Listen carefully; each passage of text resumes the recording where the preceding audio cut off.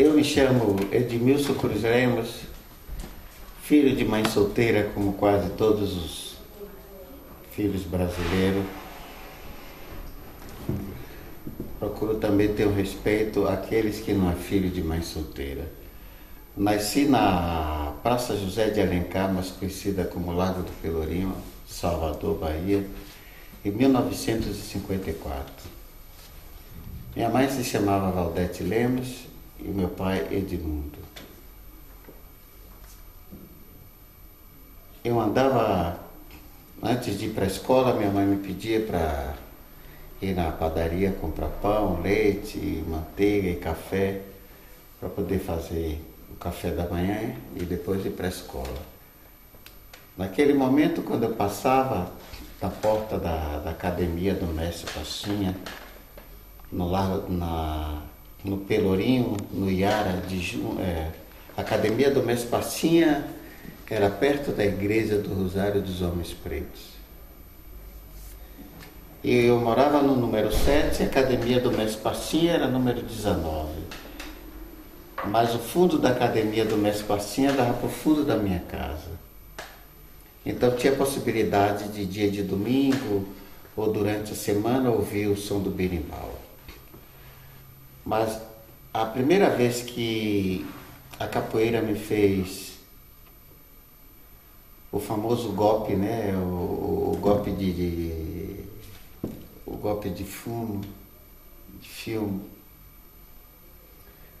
foi na festa da Ribeira, quando a minha mãe com as amigas ia para a festa da Ribeira tomar cerveja, comer caranguejo cozido, todas aquelas coisas que muitas pessoas da minha idade sabem que na época a Bahia era uma cidade que tinha muitas festas. E eu vi 3 paus subindo, né, e descendo. Eu fiquei curioso para saber o que era que estava acontecendo ali. Aí menti para minha mãe, né? Disse para minha mãe que ia num cantinho urinar, mas na verdade eu queria matar minha curiosidade daquilo que eu estava vendo. Quando eu cheguei lá, vi uma roda de pessoas e tinha um grupo de homens que tocava berimbau, pandeiro e agogô e jogavam capoeira. Daquele dia até hoje foi o momento que me alucinou a capoeira, né? Foi como amor à primeira vista. Em 1967, eu entrei na academia do Mestre Pastinha.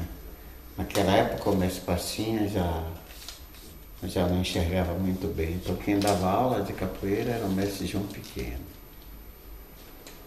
E ainda existia aquele método antigo de trabalhar com os alunos com banco. Ele pegava um banco, né, e botava o aluno para gingar na frente do banco e rabo de arraia, meia lua de frente, cocorinha, negativa, troca de perna, rabo de arraia. Então me veio essa grande curiosidade de começar a fazer a capoeira.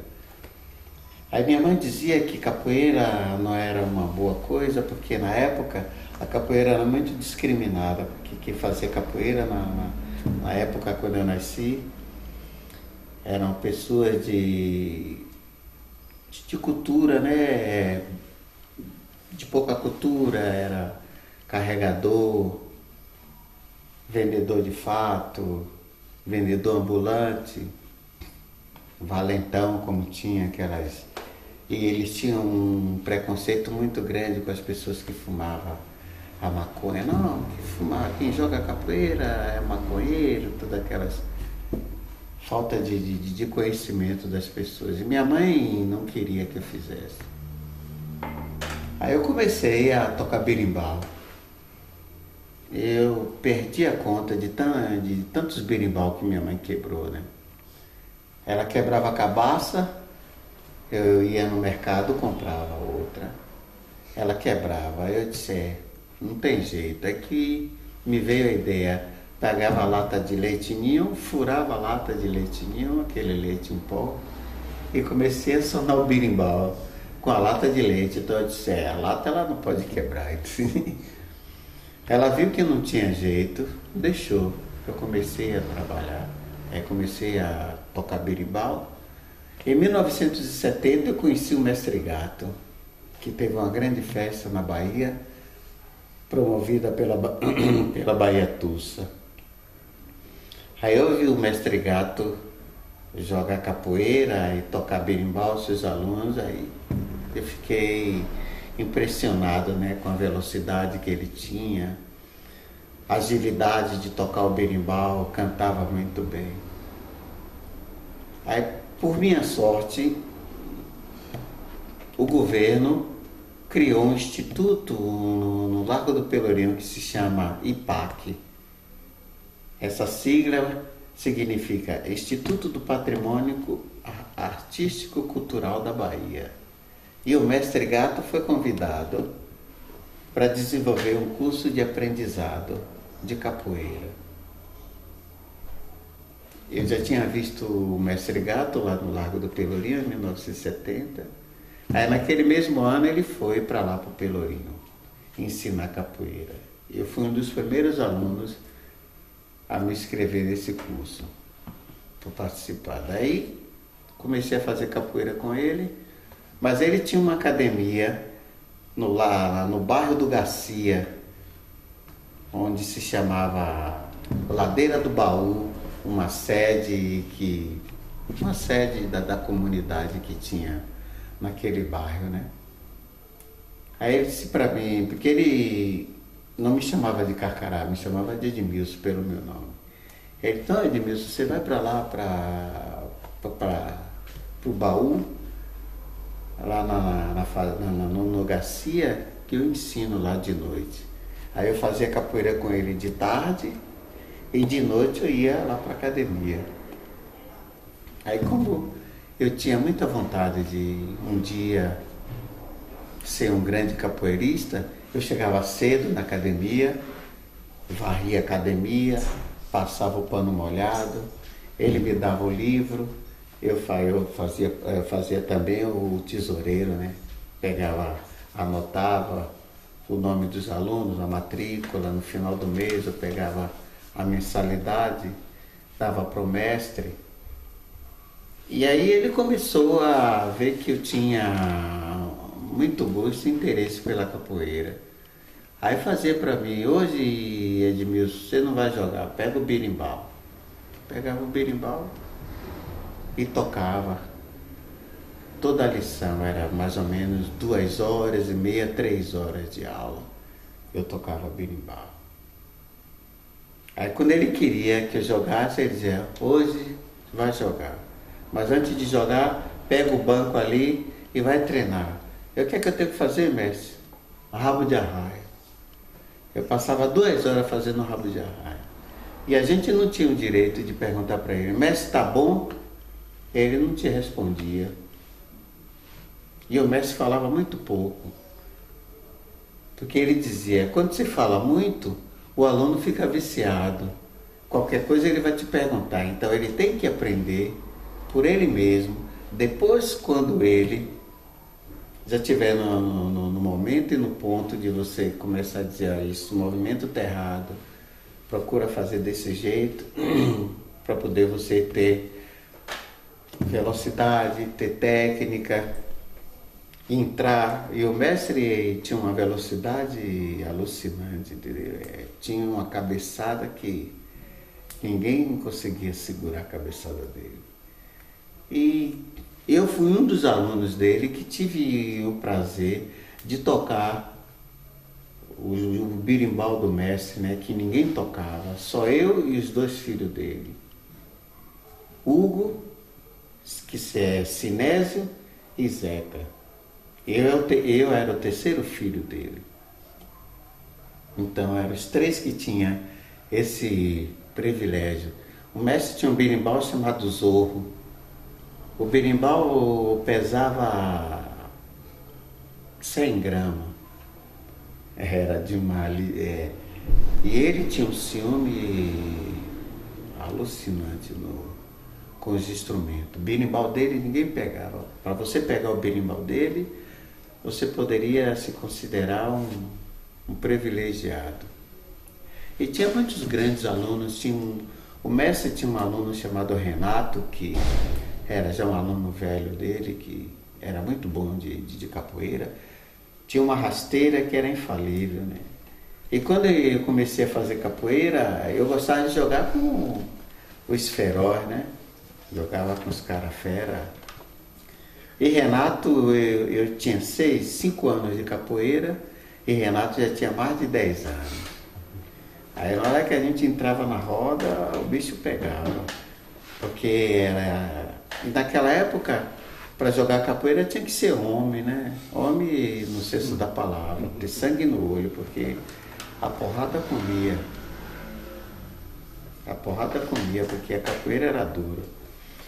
E outro dia eu estava vendo uma reportagem que o Meinha fez. O Meinha fez do Mestre Gato, de uma camisa que ele disse que ele tinha. Aquela camisa que Meinha disse que ele tem. Eu posso ter o prazer de dizer para Meinha que foi eu que desenhei e mandei um amigo fazer uma tabela e a gente fez o ciclo screen. Estampou as camisas quando ele foi para São Paulo. Em 1976, o mestre foi convidado para inaugurar o Parque Anhembi, em São Paulo, onde a gente ficou hospedado por 15 dias lá no Pacaembu. Aí no último dia de festa, no último dia da festa, que o mestre levou o grupo, né? E esse grupo apresentava capoeira, maculelê e samba de roda. Aí depois que no último dia, que era o encerramento da inauguração do parque, aí o mestre falou no microfone: agora, já que estamos fechando, né, o encontro, se alguém tem o prazer de subir, tinha 3.000 capoeiristas lá embaixo, né, todo mundo louco para subir. Naquele dia foi uma maravilha, porque o couro comeu. Porrada torta à direita, como diz na Bahia. E tinha muito moleque bom de capoeira, mas a gente tinha a mandinga do Mestre Gato, né? Jogar dentro, velocidade, cabeçada, rasteira. E tinha 2 capoeiristas que era perverso, que era uma coisa alucinante. Que era o filho do Mestre Gato, que era Zeca, e o sobrinho do Mestre Gato, que era primo de Zeca, que se chamava Charrão. O filho do Mestre Gato tinha 1,85 m, Charrão tinha 1,89 m. Imagina aquele 2 negão. E a porrada comia, o couro comia. A gente foi lutar maculelê, teve braço quebrado, teve supercílio quebrado, sangue, a torta à direita. Teve capoeirista que não desceu pelo mesmo lugar onde ele subiu, ele desceu pela frente do palco. E uma grande experiência. Naquela época, a gente saiu de Salvador, foram 36 horas de viagem de ônibus de Salvador para o Rio, para São Paulo. E aquelas estradas que na época as estradas eram cheias de buraco, era uma coisa alucinante. Essa é a minha pequena história, né? Participei também de grandes eventos com o Mestre Gato, que o Mestre Gato tinha muita influência com o pessoal do Itamaraty, da Baía Tussa. Era um mestre muito respeitado, muito considerado na grande roda da capoeira. O Mestre Gato foi contramestre de charanga da academia do Mestre Pastinha, foi aluno do Mestre Valdemar, foi aluno do Mestre Leó, foi aluno do seu pai, que era Eutíquio, que era um africano. Eu tive o prazer naquela época de jogar com o Mestre Cobrinha Verde, que é de Sirimole. Aí a gente foi lá para São Brás, pegou o ônibus, do ônibus a gente pegou o navio. São Brás é, como é que eu posso dizer para vocês, é um recôncavo, né? Um pequeno povoado de Santa Mara da Purificação. Então, onde a família do Mestre Gato nasceu, né? Porque o Mestre Gato era filho a 100% de africano. Aí a gente foi pescar o siri mole, trouxe o siri para casa, a família dele lá preparou a buqueca de siri mole, a gente terminou de comer o siri mole, aí fomos num barzinho que tinha uns 50 metros distante da casa dele. E nesse bar tinha lá uma mesa de sinuca, né? Ele estava lá jogando sinuca e daqui a pouco aparece o mestre Cobinha Verde. Ô gato, o que ele tá fazendo aí, gato? Aí eu tô aqui com meus meninos aqui, eu trouxe os meninos aqui para comer uma moqueca de siri mole. Agora a gente tá jogando a partida de sinuca aqui. Ô, cadê o birimbau? Ô menino, vai buscar ali o berra-boi. Traz o berra-boi e o bode. O bode é o pandeiro, né? Porque naquela época se chamava o bode de pandeiro, né? Porque o pandeiro era feito com couro de bode ou se não com couro da cobra, da jiboia. Essa é o material que usava naquela época, né? Para fazer os instrumentos de capoeira. Aí o menino foi buscar o berimbau. Aí eu estava jogando lá com um menino, lá, um aluno do mestre. Aí o mestre Cobrinha Verde, né? Deus que o tenha em bom lugar, disse, gato, esse menino é bom de capoeira. Joga aí com ele, carcará. Eu baixei no pé do berimbau. Aí eu vou jogar com o velhinho, né? Aí o velho malandro deu um rabo de arraia, eu entrei na cabeçada. Ele desceu na negativa, rolê, me chamou na tesoura, na boca de siri. Eu preparei o AU, ele já estava na cabeçada, né? Mas eu sabia a mandinga do mestre. Eu digo, eu não vou no esparro, porque ali é trama, né? Ele aí malandro, deu a segunda, gingou, preparou o segundo rabo de arraia. Quando eu preparei a cabeçada, ele estava com a pistola, aquelas 22, de 2 tiros. Ele, gato, dá um tiro na perna desse moleque, esse moleque é muito retado. Eu não sei como foi que ele conseguiu tirar o revólver de dentro da meia, a calça naquela época. Os grandes capoeiristas, os famosos capoeiristas, usavam muito linho, né? Terno de linho, tudo de branco, sapato de 2 cores, ou era preto e branco, ou marrom e branco, chapéu de Panamá, o lenço de seda e a navalha. Esse era o documento do verdadeiro capoeirista. Também tive o prazer de jogar com o mestre Mário Branco Cabrito, lutei maculelê com João Grande, na época quando a gente trabalhava no Viva Bahia. Joguei capoeira com Zequinha, joguei capoeira um pouco com o mestre Camisa Roxa, que na época do Brasil Tropical, quando eu trabalhei com ele, ele me deu o prazer de conhecer 4 continentes, girar quase todo mundo trabalhando com ele.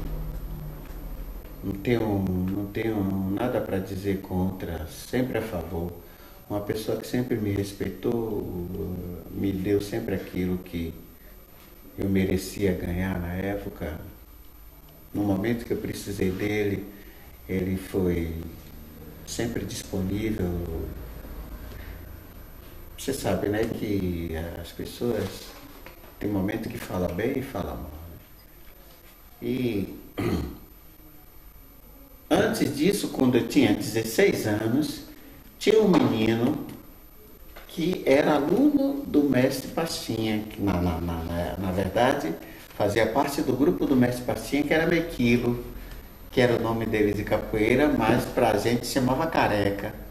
Então a gente criou um grupo com 16 anos que se chamava Infanto Juvenil África, onde a gente apresentava capoeira, maculelê, samba de roda e puxada de rede.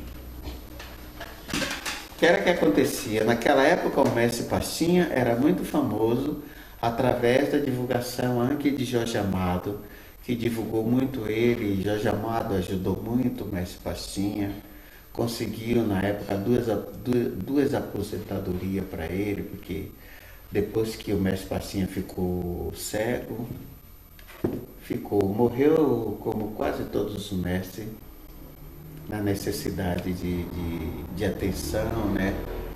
Atenção, assistência social, alimentação, como meu mestre e tantos outros. Os caras não, só volto quando o meu mestre chegar. Aí quando o mestre voltou, aí voltou todo mundo. Então, os caras não pagou, eu digo, mestre, ninguém pagou não, porque ficaram com medo. Porque naquela época tinha o famoso esquenta-banho, né? Depois, quando já estava no fim da aula, tinha roda, aí esquenta-banho, aí São Bento Grande de Angola. Aí o bicho pegava, era porrada para esquentar o couro, porque na época não era aquela, né, como hoje, você vai e tem chuveiro elétrico, você toma banho de água quente. Era água fria, meu pai. Então, tinha que descer com o couro quente, que entrar debaixo da torneira não sentia a frieza da água, né? Essas são coisas que tem uma carteira, a carteira de identidade do capoeirista, que são poucos alunos do Mestre Gato que tem. Quem tem hoje essa carteira? Eu penso que poucos. Aquela carteira que ele me deu. Tem ela aí? Eu tenho, sim. Tá dentro. Depois faz uma foto, depois a gente faz a foto. Eu tenho uma carteira, tá dentro da minha bolsa. O mestre deu essa carteira aos alunos, naquela época, só os alunos de Salvador. É uma carteira pequenininha, marrom, que atrás tem escrito: não pode brigar na rua porque senão será punido pela polícia. Porque naquela época a capoeira iniciou a fazer parte da Associação de Pugilato de Salvador. Então a capoeira já era liberada, né? Já tinha saído do Código Penal. Depois que o mestre Bimba teve aquele grande contato com o presidente Getúlio Vargas na década de 30, que abriu o espaço para a capoeira. Então a capoeira deixou de ser uma disciplina marginalizada. Hoje, agradecendo toda essa resistência, né, daqueles grandes capoeiristas que nós não tivemos a fortuna, né, a sorte de conhecer, todos aqueles grandes capoeiristas que hoje muita gente não conhece. Muitos capoeiristas dessa geração, Maré, Canaro Pardo, são tantos, que Cobrinha Mansa, Cobrinha Verde. Cobrinha Mansa é da nova geração. Quais eram as rodas que o mestre que tinha lá? Tinha a roda do Mestre Gato Preto? Quais as rodas que tinha? Só saía nas rodas do Mestre Gato? O mestre Gato fazia poucas rodas de capoeira na rua. Mas o senhor não. Mas o mestre Gato só fazia roda de capoeira nas festas de largo. Porque tinham duas festas de largo que era muito importante, que era a Conceição da Praia e a Lavagem do Bonfim. Essa lavagem do Bonfim é famosa. A Lavagem do Bonfim. Tinha outra também, que era a mudança da Ribeira, que a festa saía do Bonfim e ia para a Ribeira, que era a segunda-feira gorda da Ribeira. Então lá, ali onde se encontrava os grandes capoeiristas. Tinha um grande capoeirista que participava de todas essas grandes festas, que era o mestre Caiçara. Que Salvador naquela época tinha muita festa, tinha a Lavagem do Bonfim, que é a principal, a Festa da Conceição, festa de Santa Luzia, Segunda-feira da Ribeira, Bonfim. No Pelourinho, não? Pelourinho não. Pelourinho, a tradição do Pelourinho era as grandes entidades carnavalescas que tinha, né? na ladeira do Carmo tinha uma grande escola que se chamava, um grupo, uma batucada que se chamava Filho do Morro, que a cor da fantasia deles era preto e branco. Eles desciam com alegoria, com o morro na cabeça, Filho do Morro. Filho do Morro tinha Mercador de Bagdá, tinha Filhos do Mar, Filhos de Gandhi. Aí já na zona do mestre Valdemar, tinha outros grupos de carnaval, como Bafo da Onça, a Bomba da Liberdade, que naquela época só saía a negrada e todo mundo ali era capoeira pura, o bicho pegava. Mas saiu de Salvador para a Europa, que não voltou mais em que ano? A minha primeira viagem do Brasil foi em 1979. Eu fui para a Coreia do Sul com o Brasil Tropical, com camisa roxa. O Gato sai da Bahia quando? Vai para São Paulo? Que ele fica mesmo?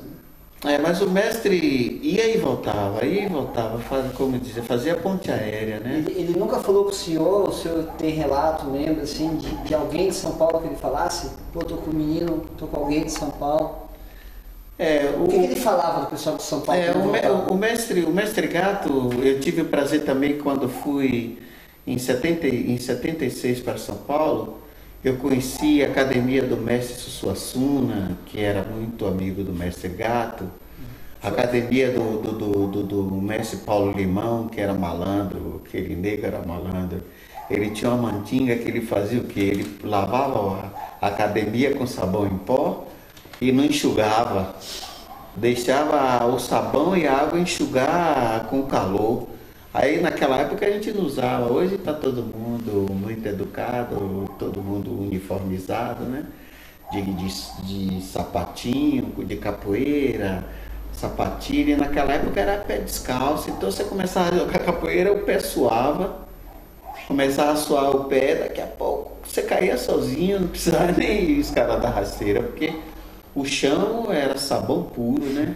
E o nego dava risada quando caía, dizia, pô, segura a onda aí, rapaz. Capoeira balança, mas não cai. Mas ele era malandro, uma capoeira. Grande mestre, o mestre Paulo Limão. E depois, quando mais tempo começou a falar dos alunos que ele tinha lá, o mestre Zé Baiano, que ele falava muito do mestre Zé Baiano, falava do Tabosa, que falava do Tabosa, falava de um outro lá, o nome dele está dormindo, mas ele sabe que é. E tantos outros lá que passou pela mão dele, né? Marrom, e tantos, o Meinha, tanta gente boa de capoeira que... E esse pessoal de São Paulo não foi à Bahia? O mestre Gato nunca voltou assim, pessoal aqui, meus alunos da Bahia, do Rio de São Paulo? Olha, para dizer a verdade, eu não me lembro. Eu sei que eu fui a São Paulo conhecer eles, sim. Mas não sei se eles foram lá na Bahia, não me lembro. E outra coisa, o mestre não gostava muito de fazer roda na estrada. O nosso trabalho era todo dentro da academia. E eram poucos capoeiristas que visitavam a nossa academia, porque o mestre, quando entrava, ele trancava a porta e botava a chave no bolso esse bolso da moeda aqui da calça. Então só abria a porta da academia quando terminava a roda. Então, se você quisesse correr, não tinha por onde correr, velho. Ou caía para dentro, ou tomava porrada. E era capoeira dura, era poucos capoeiristas. E tinha grandes rodas famosas, né? As rodas antigas do Perovaz, o mestre Valdemar, que só ia ali. Isso que eu perguntei pro mestre. O mestre ia nessas rodas? Não, mas ou o mestre Gato não deixava? Não, mas na época eu era muito pequeno, entendeu? Mas quando o senhor estava na fase do... O senhor tinha as amizades, o molecado do Ourinho, tinha várias rodas, que eu tenho relato, tinha várias rodas acontecendo. Do Mexibimba, do... Não, mas quando eu comecei a entrar verdadeiramente no mundo da capoeira, tinha roda em Salvador? já estava já em extinção. Não tinha nenhuma roda na rua clássica? Tinha, tradicional? sim, tinha as famosas rodas. Tinha a roda do terreiro de Jesus. Quem é que comandava? Quem comandava ali era os grandes capoeiristas da época, né? Mestre de Mola, Dor de Ouro, Gagé, Vermelho Boxel, que era aluno do aluno do mestre Bimba, que era Vermelho 27. O mercado modelo sempre com aquela roda. Não, essa é a roda do terreiro de Jesus. Não, sim, mas o mercado modelo já Lá do mercado modelo já tinha lá no mercado modelo tinha surrão, tinha coringa, tinha índio, tinha gagé, de mola, dor de ouro. King Kong não. Né? King Kong não. King Kong já chegou já Depois que é novo. O mestre King Kong já chegou na segunda, na terceira ou quarta geração de capoeira. Tinha um capoeirista na época que se chamava Surrão. O negão tinha 1,85 m. Sabe o que era que ele fazia? A atração dele? Ele fazia roda de capoeira, naquela época tinha muito turista, então a atração do dia, ele vinha de lá correndo e dava o voo do morcego por cima do Fusquinha, do Volkswagen. Dava o morcego, caía do outro lado na negativa e rolê. Agora naquela época ele estabelecia o preço que ele dava aqui, porque era um salto perigoso, né? Porque se ele errasse o pulo ali, ele quebrava o pescoço e se matava, né? Em 2000, o mestre Zóio Nascimento, do grupo Zumbi de Palermo, ele foi lá em Salvador fazer uma pesquisa de capoeira e um curso com seus alunos. Levou 2 meses lá. Naquela época eu estava lá em Salvador. Aí ele falou para mim: Carcará, eu estou com meus alunos aí, eu gostaria que você desse um curso de capoeira Angola. Aí eu disse para ele: tá bem, eu dou o curso de capoeira Angola. Aí a primeira lição que eu fiz com os alunos dele foi na beira do mar. Eu levei os alunos dele lá para a praia do Rio Vermelho, onde ali é a zona do nosso grande escritor Jorge Amado. E comecei a dar aula ali.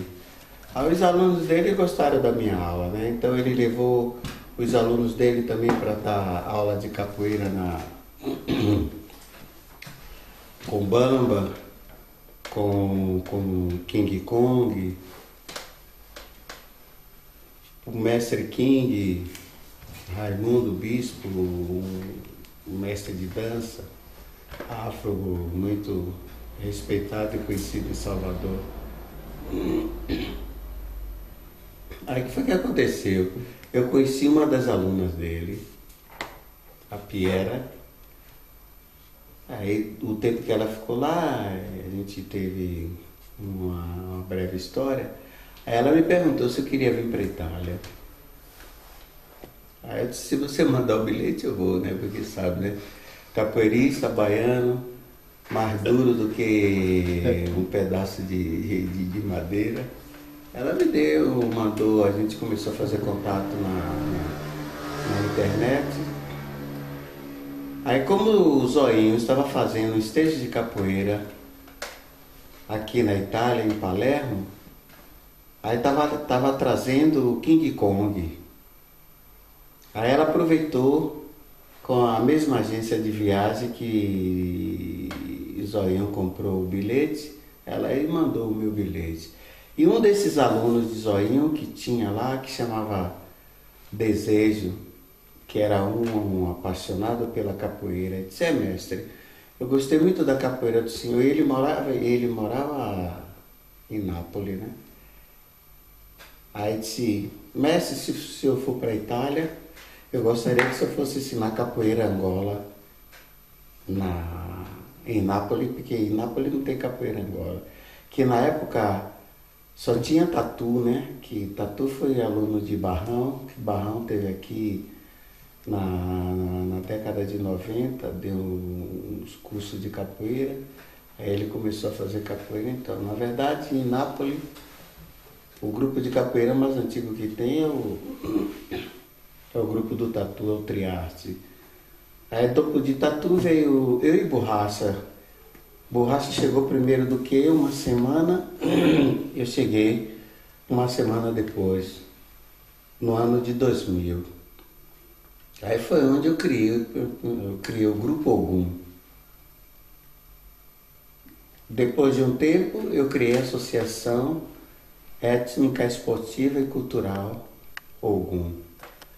Então, o significado desse nome é Ogum, né? Porque Ogum é o meu orixá. Porque na Bahia eu fui Ogã de Candomblé, do terreiro de Mãe Detinha, na Liberdade. E eu falei, já que Ogum é o homem da estrada, então eu vou botar o nome do grupo, o Grupo Ogum, né? E já estou aqui na Itália já há 12 anos. Gostei muito dessa cidade, porque é a primeira cidade que eu tive aqui, a primeira cidade que eu conheci quando eu cheguei aqui em 2000 foi Palermo. Mas na verdade não é a primeira vez que eu estive aqui na Itália, porque em 1987 eu dançava no Brasil Tropical e vim aqui para a Itália com camisa roxa, que a gente fazia o verão aqui, no sul da Itália. Então eu conheci, a primeira cidade da Itália que eu conheci foi Gênova. Aí eu fiz Gênova, depois eu fiz Gênova, Veneza e Capri. Foi onde eu fiz a turnê com o Brasil Tropical, que na época eu era também bailarino e músico, né? Eu tocava e dançava no grupo do Brasil Tropical. Mas em 1988, quando eu morava na França, eu voltei outra vez aqui na Itália para fazer o filme. Tinha o festival de música ou de filme que se chamava Bye Bye Brasil, festival de filme que tinha a Sorrento, onde naquela época foi premiado um filme no Brasil chamado Bye Bye Brasil, onde o filme participou Solange Couto, Sônia Braga, Tânia Alves. Na época eu trabalhei também em Salvador com os romances de Jorge Amado. Eu trabalhei em muitos filmes em Salvador, né? Participei como figurante, contracenei também com Milton Gonçalves, Tânia Alves, contracenei com Nelson Xavier, fui a mestre de capoeira de Antônio Pompeu, que na época a gente fez uma curta-metragem de 30 capítulos, A Tenda dos Milagres, onde conheci também Tony Tornado, Tânia Alves, Solange Couto, Solange Maia.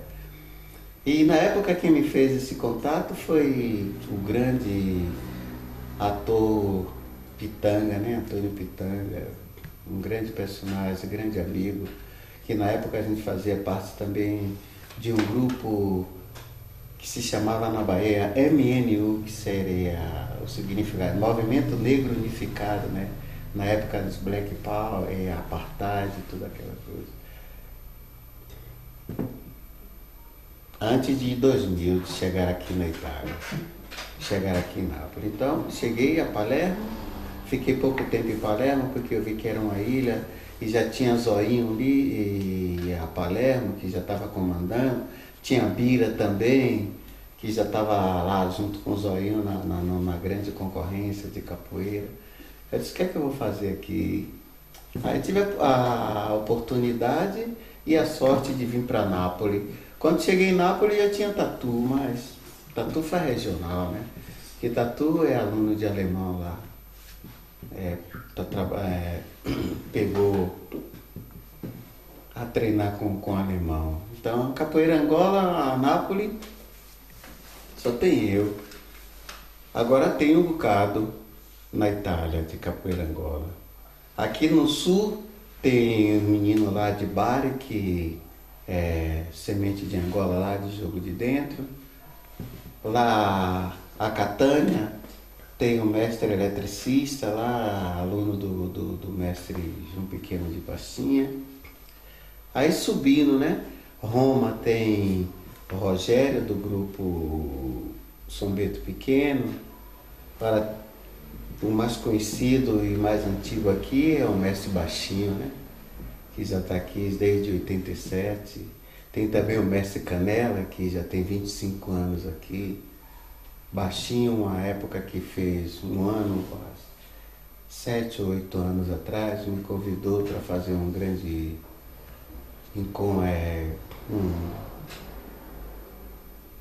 um estágio de dança do fogo. É muito interessante, porque Baixinho me conheceu, eu conheci Baixinho, ele me conheceu quando a gente participou do encontro de capoeira que teve lá em Roma, do grupo Soluna lá de Pudim, que o líder do grupo é o índio, né? Que o índio é do grupo Oxóssi, Soluna, toda aquela história que nós conhecemos.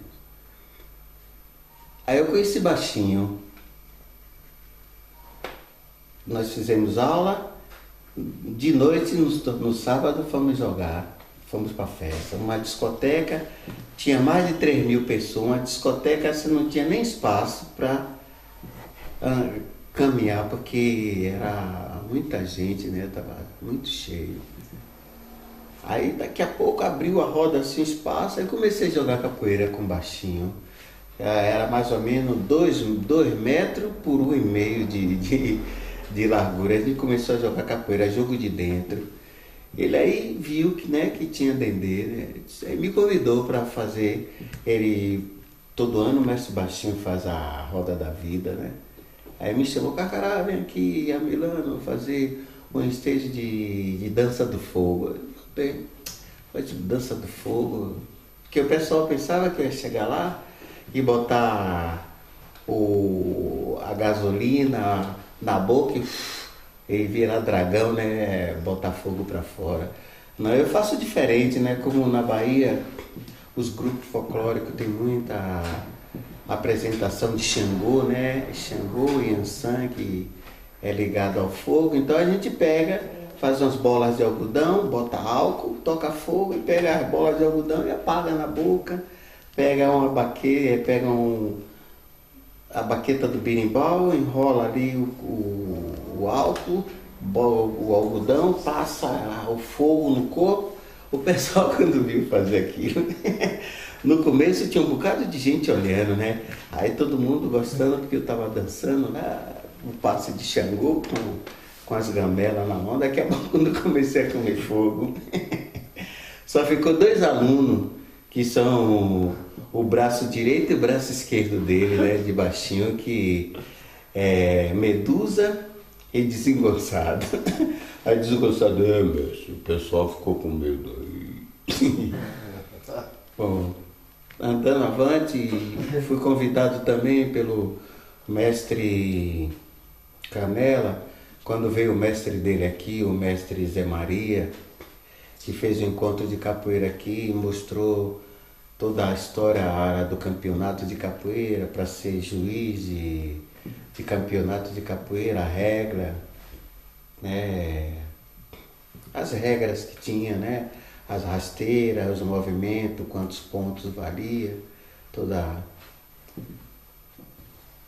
E devagarzinho eu fui, né,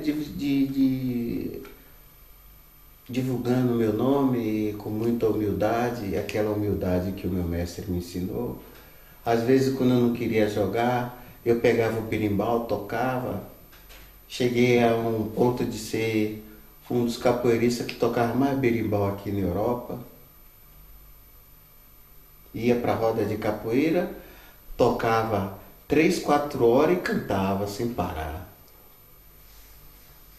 Uma vez o mestre Zoinho convidou o mestre Dinho da Topaz, o Capogipso. Eu toquei 2 horas e meia de berimbau e cantei. Ele chegou, rapaz, eu não sabia que você tocava tanto assim não. Pô, eu via você lá no Pelourinho todo caladinho, mas pô, você toca pra caralho. Aquelas histórias, né? Mas é que eu fui aluno do Berimbau de Ouro da Bahia, né? Voltando atrás do meu grande mestre, né?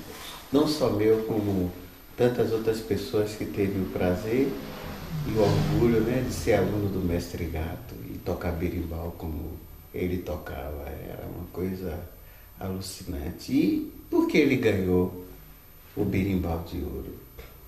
Porque, segundo dizem que na capoeira Angola, porque é muito delicado, né, falar determinadas coisas da fundamento da capoeira Angola, porque cada mestre tinha uma história e tinha um ensinamento diferente do outro, né? É isso que é a beleza da capoeira, que é domínio popular, não tem proprietário, não tem dono. Ninguém tem aqui o recibo, a capoeira é minha. A capoeira é domínio popular. A capoeira é minha, é sua. A capoeira é de quem entra na roda. A capoeira é do estrangeiro, a capoeira é do brasileiro, a capoeira é do africano, a capoeira é do chinês, do japonês. De quem quiser fazer capoeira é proprietário da capoeira, é dono da capoeira. Essa é a beleza da capoeira.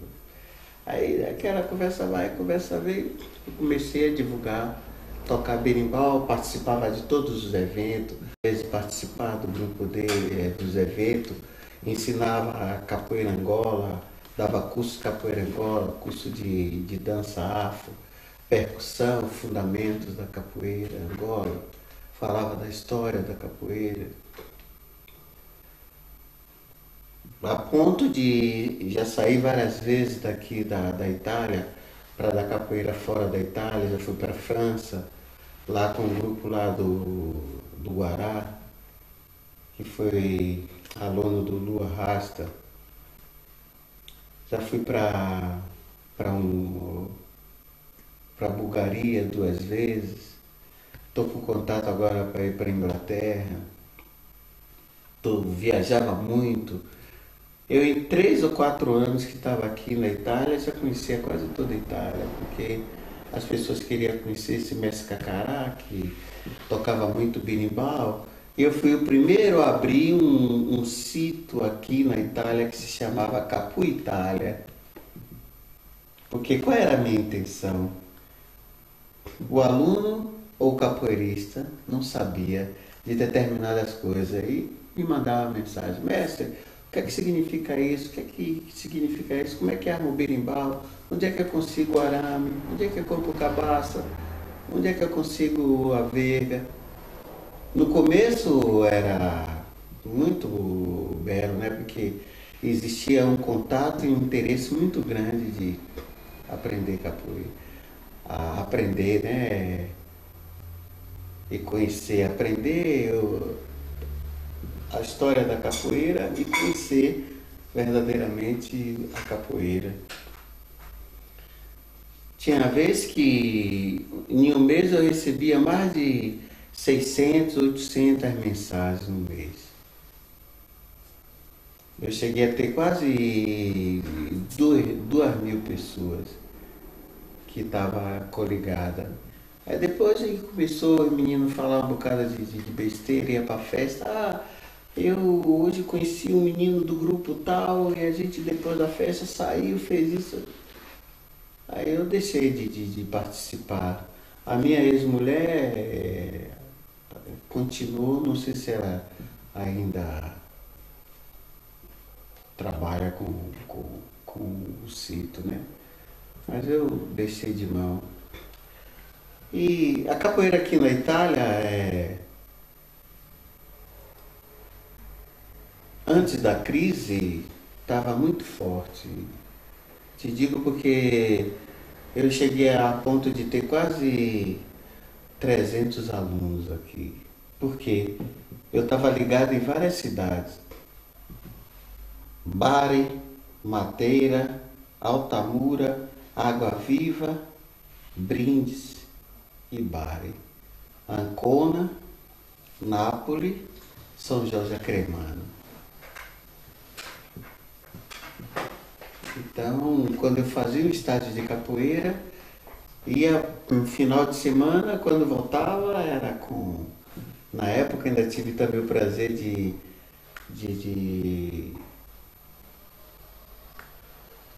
provar a lira, né? Que na época da lira, como fala os italianos, agora eu entendo, porque eles tinham muito respeito pela sua moeda, porque eu me recordo que com 10.000 lira eu ia no supermercado, trazia um bocado de coisa para casa, eu morava sozinho, com 10.000 lira eu comprava alimento para 3, 4 dias.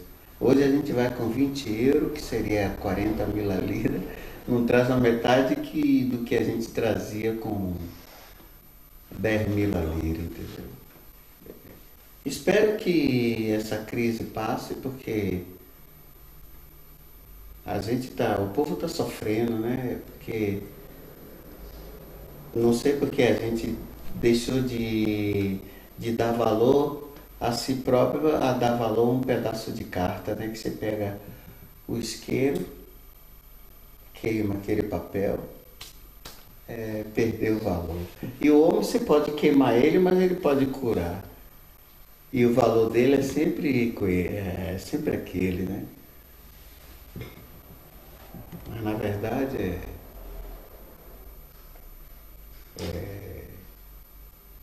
essa é a história a bela história. Aí também tive o prazer de conhecer 2 meninos que eu tenho um grande respeito por eles. 2 meninos do Muzenza, o Bode e tem o Mala. São dois meninos que eu tenho um grande respeito e uma grande admiração por esses 2 garotos. E eu sou feliz e muito contente de ter conhecido pessoas como ele. Está no mundo da capoeira, faz a capoeira Muzenza, que é uma bela capoeira, como toda capoeira é bela. Eu não sou contra nenhum tipo de capoeira, nenhuma modalidade de capoeira. Eu utilizo a palavra que usava meu mestre e que dizia também o mestre Canjiquinha. Capoeira é aquilo que o berimbau toca. Se o berimbau toca Angola, você joga Angola. Se o berimbau toca São Bento Grande Corrido, você joga em pé, que seria a regional, ou contemporâneo, capoeira moderna, aqui o capogípcio, aquilo que aqui a gente queira interpretar, né? Aí eu fiz até uma música. Jogo capoeira, Angola e regional. Jogo capoeira, camarada, ao som do berimbau. Quero ver você dizer que é o tal. Dá o cabeçada rasteira e salto mortal. É isso aí. Capoeira é o que o berimbau toca. Se o berimbau toca lento, você joga lento. Se o berimbau toca rápido, você joga rápido. Como dizia o mestre Pastinha, capoeira é tudo que a boca come. Que é mandinga? Tem tantas palavras que pode significar mandinga. Como dizia o mestre gigante, mandinga é você pegar o palito, ficar futucando o dente, sangrar o dente e depois dizer que está com dor de dente para não sair. Como dizia o mestre Bamba, mandinga é depois do ensaio do grande mestre Bamba, grande amigo. Depois do ensaio do mestre do Olodum, você pega o ônibus para ir para a Liberdade, que o couro come lá, a polícia lá, com um pedaço lá, chama Fanta, né? Com aqueles pedaços de pau, dando porrada na negrada lá. Ali que eu quero ver que é mandinga, ali é você escapar do cacetete dos homens. É tanta coisa que significa mandinga. Mandinga é tudo que a boca come. Mandinga é da forma como você vê e como você consegue escapar do momento do perigo. Ali que é mandinga, né? E a capoeira? Que capoeira com mestre? Capoeira para mim é filosofia de vida, é arte, é educação, é disciplina, é respeito, é humildade. A capoeira para mim é um completo de tudo, é um conjunto, é um completo de tudo isso. Eu tenho certeza que a capoeira para mim é um dos esportes mais completos que pode existir, porque a capoeira não tem só a dança, não tem só a luta, e não tem só a arte. A capoeira tem a música, tem a harmonia,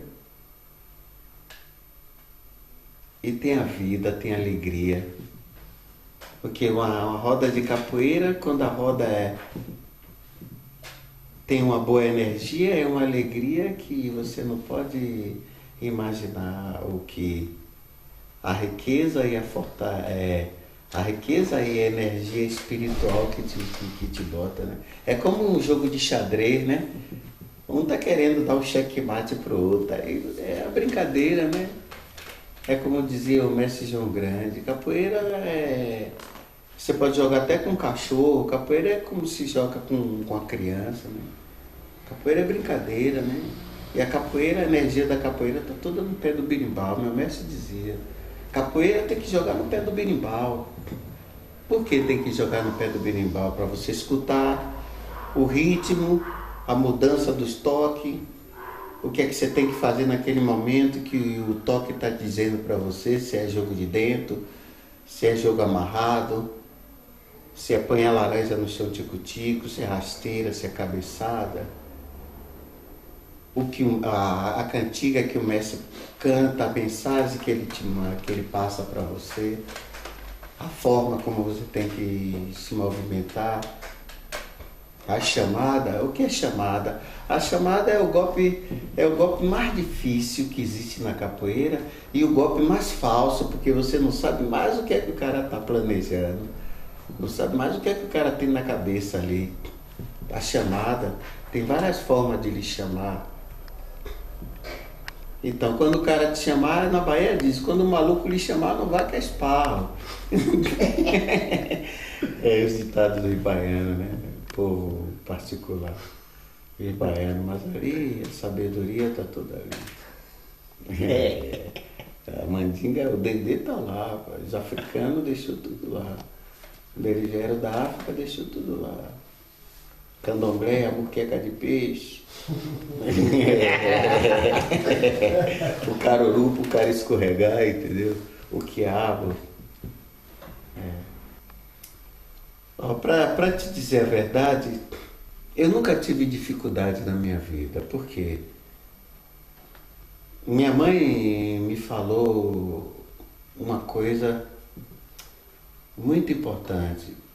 Você só tem dificuldade na vida quando você não sabe respeitar os outros. Quando você respeita a cultura, a casa ou qualquer comportamento do ser humano, você não tem dificuldade, porque as pessoas te respeitam, as pessoas têm confiança em você.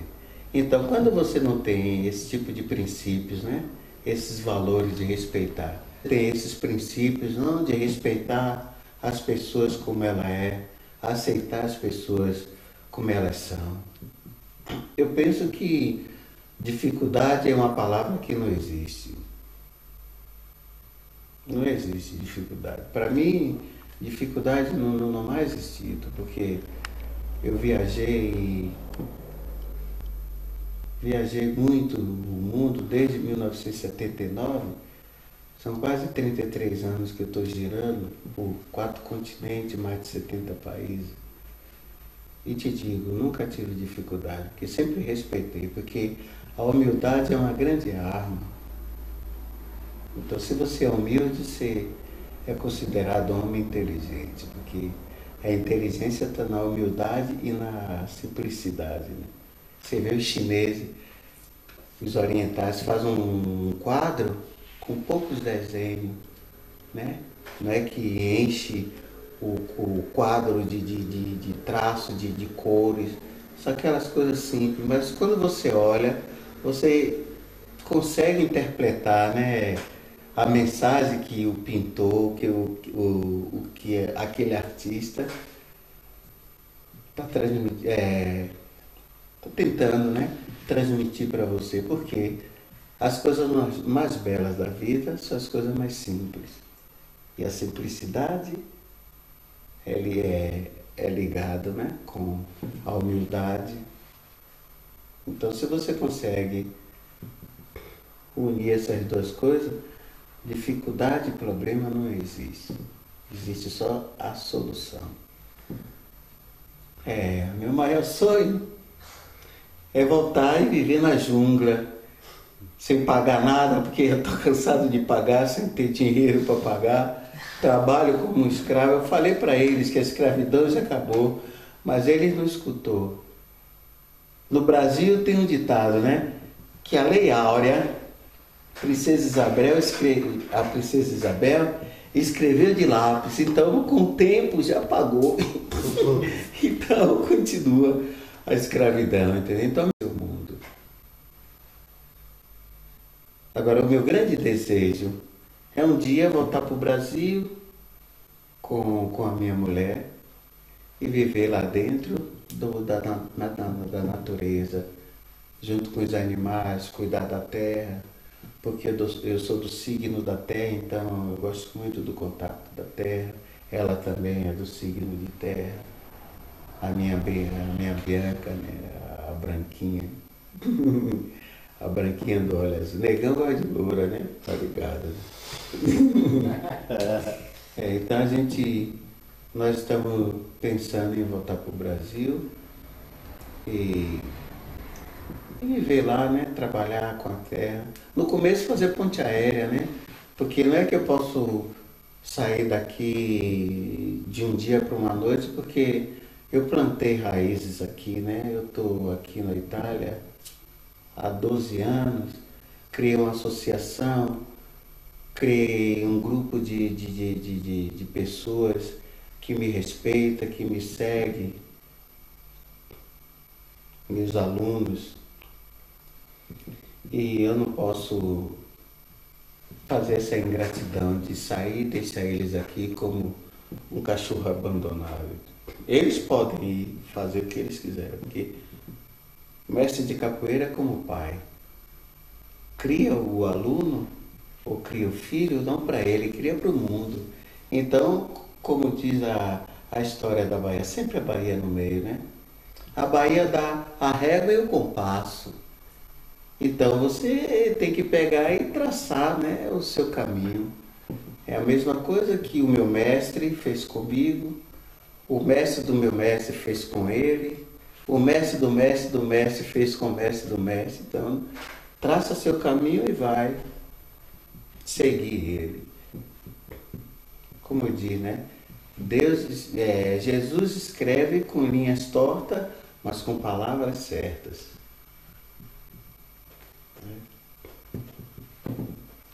Que é essa moçada que está chegando agora, procurar se informar e respeitar os mestres mais antigos, porque se não existisse os mestres mais antigos, não tinha os atuais, entendeu? Porque os atuais são raízes e origem dos antigos, que muitos a gente esqueceu, no decorrer do tempo não se fala mais. É esse o meu conselho aqui. Bom, conselho não. Essa é a mensagem que eu mando, né, para a moçada, respeitar os velhos, evitar a violência. Mas a violência sempre teve, né? Não é que tem que evitar, porque antigamente, para entrar na roda de capoeira tinha que ter sangue no olho, né? Tinha que ser homem, né? Porque a porrada comia, era navalhada, porque os grandes capoeiristas tinham um lenço de seda no pescoço para girar o fio da navalha, né?